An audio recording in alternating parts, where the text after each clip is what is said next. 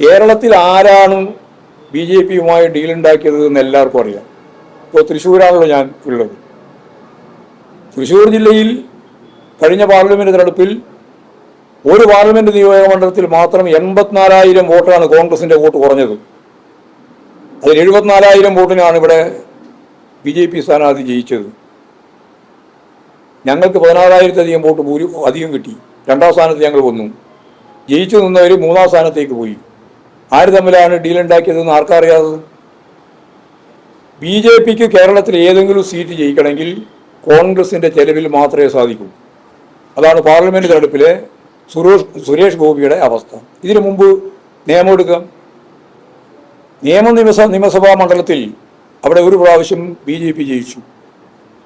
B J പിക്ക് ജയിച്ചപ്പോൾ എന്താ സ്ഥിതി? B J പിക്ക് ജയിക്കാൻ കഴിഞ്ഞപ്പോൾ കോൺഗ്രസിന് 29,000 വോട്ടാണ് കുറഞ്ഞത്. ഒറ്റ മണ്ഡലത്തിൽ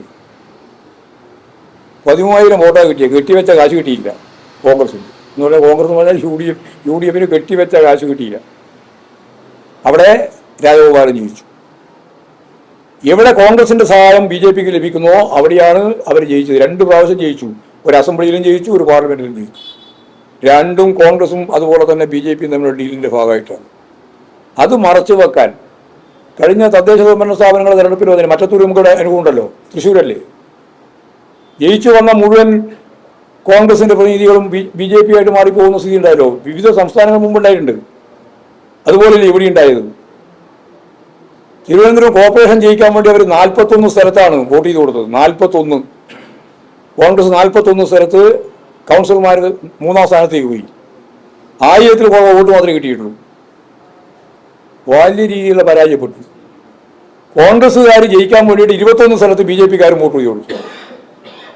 62 സ്ഥലം ഒറ്റ ഒരു കോർപ്പറേഷനിൽ.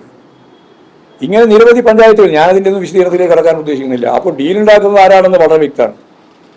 അത് കഴിഞ്ഞപ്പോഴാണ് SDPI-യുമായി ബന്ധപ്പെട്ട കാര്യം ചർച്ച ചെയ്യാൻ തുടങ്ങിയത്. ഇവിടെ വർഗീയതയ്ക്കെതിരായ നിലപാട് സ്വീകരിക്കുന്നു എന്നാണ് പുറത്ത് കയറിയിട്ട് വി ഡി സതീശൻ പറഞ്ഞുകൊണ്ടിരിക്കുന്നത്.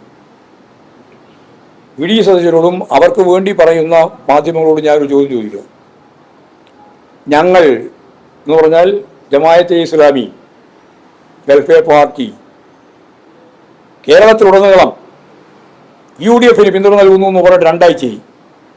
എന്തേ ചർച്ച ചെയ്യാത്തത്? എന്തേ വോട്ട് വേണ്ടെന്ന് പറയാത്തത്? വർഗീയവാദികളുടെ വോട്ട് വേണ്ടെന്ന് പറയാത്തത്? അപ്പോൾ നിങ്ങൾക്ക് എന്തും ചെയ്യാം. ഏത് തലം വരെയും വർഗീയവാദികളെ കൂട്ടാം. ലോകത്താകെ തന്നെ ഇസ്ലാം രാഷ്ട്രമല്ല ലോകം വേണം എന്ന് പറയുന്നവരാണ് ജമാഅത്തെ ഇസ്ലാമി. ആ വർഗീയതയെ ചേർത്ത് നിർത്തിക്കൊണ്ടാണ് മറ്റെല്ലാവർക്കും എതിരായിട്ട് വലിയ കടന്നാക്രമണം നടത്തിക്കൊണ്ടിരിക്കുന്നത്. ഞങ്ങളുടെ SDPI ഉൾപ്പെടെയുള്ള ഒരു പാർട്ടിയുമായിട്ടും ഒരു വിഭാഗവുമായിട്ടും ഒരു തരത്തിലുള്ള രാഷ്ട്രീയ കൂട്ടുകെട്ടും ഉണ്ടാക്കിയിട്ടില്ല. ഉണ്ടാക്കാൻ ഞങ്ങൾ ഒരു തരത്തിലും ഉദ്ദേശിക്കുന്നുമില്ല. ഒരു തരത്തിലുള്ള കൂട്ടുകെട്ടുമില്ല.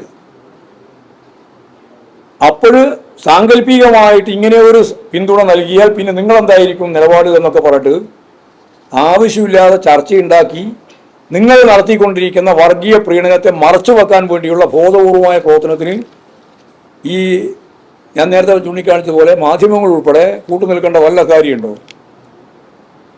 മുഖ്യമന്ത്രിയുടെ പത്രസമ്മേളനം തന്നെ അലങ്കോലപ്പെടുത്താൻ വേണ്ടിയുള്ള ശ്രമമാണ് പലരും നടത്തിയത്. അത് ഇന്ന് മുഖ്യമന്ത്രി തന്നെ പരസ്യമായിട്ട് പറയുകയും ചെയ്തിട്ടുണ്ട്.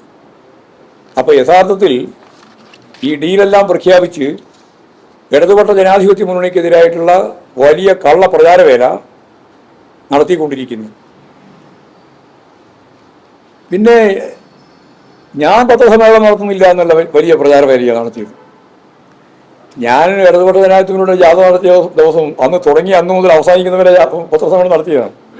ഒരു ദിവസം ഒഴിയാതെ എല്ലാ ദിവസവും. അതിൽ പ്രധാനമായിട്ടും സതീശൻ്റെ നുണക്ക് മറുപടി പറയായിരുന്നു പ്രധാനപ്പെട്ട ഒരു കാര്യം. നുണ എന്താണ് നുണ എന്നുള്ളത് 9 നുണ വരെ ഞാൻ വിശദീകരിച്ചിട്ടുണ്ട് ഓരോ ദിവസമായിട്ട്. ഇപ്പോഴ് പത്രസമ്മേളനം ഞാൻ നേരത്തെ പറഞ്ഞ പോലെയാണ്. പത്രസമ്മേളനം നല്ലല്ലോ നമ്മുടെ പ്രധാനപ്പെട്ട പണി. പത്രസമ്മേളനം നടത്തേണ്ട സമയത്ത് പത്രസമ്മേളനം നടത്തണം. സംഘടനാ പ്രവർത്തനമാണ് ഞങ്ങളിപ്പോൾ ഉദ്ദേശിച്ചത്. കേരളത്തിൽ അങ്ങോളം ഇങ്ങോളമുള്ള 140 നിയോജകമണ്ഡലങ്ങളുണ്ട്. നിയോജകമണ്ഡലങ്ങൾ ഓരോന്നായിട്ട് മീറ്റ് ചെയ്യാൻ വേണ്ടിയുള്ള സമയം തന്നെ വളരെ പരിമിതമാണ് നമുക്ക്. എങ്കിൽ പോലും ഒരറ്റം മുതൽ കാസർഗോഡ് തുടങ്ങിയിട്ട് ഇപ്പോഴും തിരുവനന്തപുരം വഴി തിരിച്ച് ഇന്നലെ ഇടുക്കി കഴിഞ്ഞിട്ട് ഇപ്പോൾ ഇവിടെ തൃശ്ശൂർ ഇന്നലെ രാത്രിയാണ് തൃശ്ശൂർ എത്തിയത്. ഇന്ന് കോഴിക്കോട് പോവും, കോഴിക്കോട് കണ്ണൂരോടുകൂടി കമ്മിറ്റികളുടെ മിക്കവാറും അവസാനിക്കും. അങ്ങനെ കമ്മിറ്റികളുടെ യോഗം ചേർന്നുകൊണ്ടിരിക്കുന്ന പശ്ചാത്തലത്തിൽ പത്രസമ്മേളനത്തിലല്ല ഞാൻ ഊന്നൽ കൊടുത്തിട്ടുള്ളത്. മുഖ്യമന്ത്രി എല്ലാ ദിവസവും പത്രസമ്മേളനം നടത്തുന്നുണ്ട്, പാർട്ടിക്കും ഇടതുപക്ഷ ജനാധിപത്യ മുന്നണിക്കും പറയാനുള്ളത് മുഴുവൻ പറഞ്ഞുകൊണ്ടിരിക്കുന്നുണ്ട്. അപ്പോൾ സ്വാഭാവികമായിട്ട് അപ്പോഴല്ല ഞാൻ പ്രസംഗിക്കുന്നത് വരുന്നുണ്ട് വാർത്ത. അതുപോലെ തന്നെ പത്രക്കാർ ചോദിക്കുന്ന സ്ഥലത്ത് മറുപടിയും പറയുന്നുണ്ട്. പക്ഷേ ഞാൻ പ്രസംഗിക്കുന്നില്ല, പത്രസമ്മേളനം നടത്തുന്നില്ല എന്നുള്ള വാർത്ത തന്നെ ചില മാധ്യമങ്ങൾ ഇപ്പോൾ പടച്ചുവിട്ട് കൊടുക്കുകയാണ്. ഇതിനെയാണ് പൊതുവായിട്ട് പറയാനുള്ളത്. പൊതുവെ ഞങ്ങൾ വലിയ രീതിയിലുള്ള മുന്നേറ്റം ഇടതുപക്ഷ ജനാധിപത്യ മുന്നണിക്ക് കേരളത്തിൽ സൃഷ്ടിക്കാൻ സാധിച്ചിട്ടുണ്ട്. നല്ല ഭൂരിപക്ഷം, കഴിഞ്ഞ പ്രാവശ്യം കിട്ടിയതുപോലെ തന്നെയുള്ള വലിയ ഭൂരിപക്ഷത്തോടുകൂടി ഇടതുപക്ഷ ജനാധിപത്യ മുന്നണി അധികാരത്തിൽ വരും. ഗവൺമെന്റ് വിരുദ്ധ വികാരം ഈ കേരളത്തിൽ ഒരു സ്ഥലത്തുമില്ല.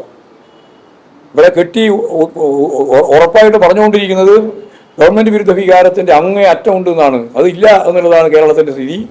അതില്ലെങ്കിൽ ഇടതുപക്ഷ ജനാധിപത്യ മുന്നണി ഉറപ്പായിട്ടും നല്ല ഭൂരിപക്ഷത്തോടുകൂടി ജയിക്കാൻ തന്നെയാണ് പോകുന്നത്. എല്ലാ പ്രചരണങ്ങളും അതിനടിസ്ഥാനപ്പെടുത്തിയിട്ടാണ് രൂപപ്പെട്ട് വരുത്തുന്നത്.